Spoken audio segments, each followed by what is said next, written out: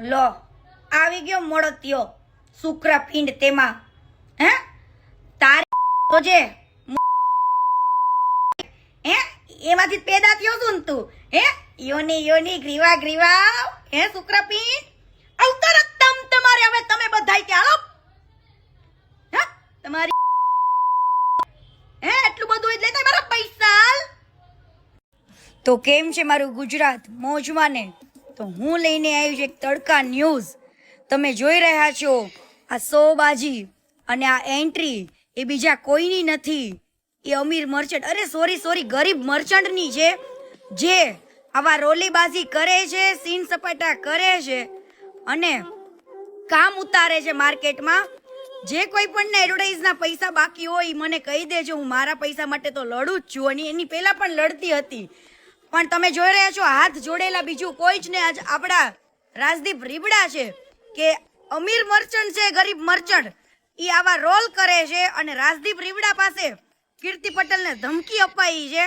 તો ભાઈ કોઈના બાપથી તો હું બીતી નથી બરાબર મહેનતના પૈસા છે તો કઢાવીને જ રહીશ બરાબર એડવર્ટાઇઝના પૈસા છે મહેનતના છે પરસેવાની કમાણી છે કોઈના ગાડિયા કરી નથી લઈ લીધા કોઈના એટલા માટે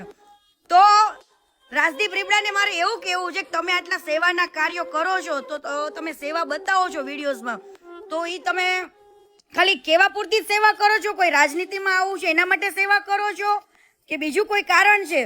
તમારે કોઈ પણ દીકરીને ધમકી આપવાની જરૂર શું પડી ને એ પણ અમીર મર્ચન્ટ માટે તમે કીર્તિ પટેલને ધમકી આપો છો કે થાય કરી લેજો પૈસા નહીં મળે આમ તેમ ફલાણું ઢીકણું અને એમાંય પાછા શાક માર્કેટની જેમ બાર્ગેનિંગ કરાવે છે રાજદીપ રીબડા તો કોઈના બાપનું નહીં હાલે ડરતી તો કોઈના બાપથી નથી આવી જાવ હાલો તમારે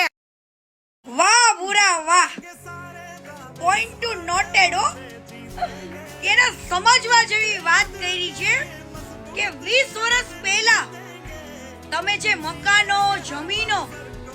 2-4 લાખ રૂપિયામાં લેતા હતા એ જ વસ્તુને અત્યારે 20 વર્ષ પછી વેચવા જાવ છો તો 40 લાખ 50 લાખ એવા રૂપિયા જોઈ છે અને પાછું ગેસનું સિલિન્ડર જે 20 વર્ષ પહેલા 400 માં મળતું હતું એના તમારે હજુ 400 રૂપિયા દેવા છે આ વાત દિમાગમાં ઉતરવા જેવી નથી પણ બુરાએ 6 મારી દીધી હોય ને મને વાહ બુરા વાહ તો તમે લોકો સમજો કે તમે જે જમીનો અને મકાનો 20 વર્ષ પહેલા 2.5 લાખ રૂપિયામાં 4 લાખ રૂપિયામાં લીધા હતા એ આ 20 વર્ષ પછી 4 લાખમાં વેચશો તો જ તે ગેસનું સિલિન્ડર 400 રૂપિયામાં માંગજો બાકી તો લેખમાં મેઘ નો હોય અને ભાજપ સરકાર જીતે ને એમાં ફેર